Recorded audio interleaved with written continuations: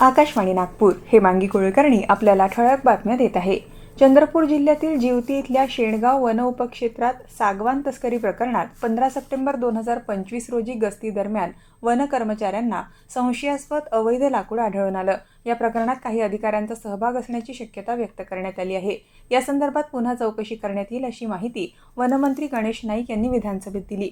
जिवती तालुक्यातील शेणगाव वन उपक्षेत्रातून अवैध सागवान तस्करी होत असल्याबाबत विधानसभेचे सदस्य देवराव भोंगळे यांनी प्रश्न उपस्थित केला होता। या चर्चेत विजय वडेट्टीवार आणि सुमित वानखेडे यांनी सहभाग घेतला।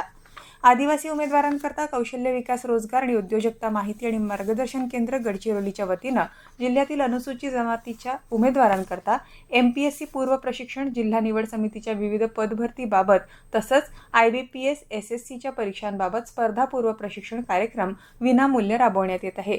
अधिक माहितीसाठी 84 85 81 44 88 या क्रमांकावर संपर्क साधावा असं आवाहन कौशल्य विकास, रोजगार आणि उद्योजकता मार्गदर्शन अधिकारी यांनी केलं आहे।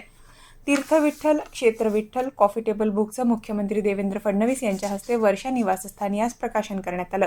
यावेळी ज्येष्ठ साहित्यिक अरुणा ढेरे, ज्येष्ठ गायिका Padmashri doctor Ashwini Bhide Deshpande, coffee table बुकचे निर्माते विनोद पवार, माजी खासदार विनय सहस्त्रबुद्धे तसंच शिष्टमंडळातील सदस्य उपस्थित होते।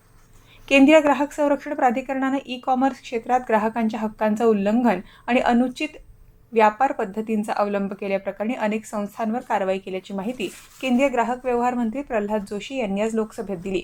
2020 पासून कायदेशीर मापनशास्त्र विभागानं चुकीच्या पद्धतींचा अवलंब करणाऱ्या अशा ई-कॉमर्स प्लॅटफॉर्म्सला 997 नोटीस बजावल्या आहेत।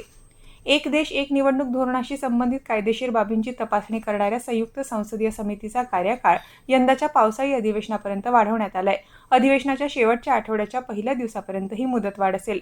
या समितीचे सदस्य PP चौधरी यांनी संविधानाच्या 129व्या दुरुस्ती विधेयक 2024 आणि केंद्रशासित प्रदेश कायदे दुरुस्ती विधेयक 2024 अन्वये आज लोकसभेत हा प्रस्ताव मांडला। तो आवाजी मतदानानं मंजूर करण्यात आला। याबरोबरच हे ठळक बातमीपत्र संपलं। या पुढील ठळक बातमीपत्र रात्री 8:42 ऐकता येईल। नमस्कार।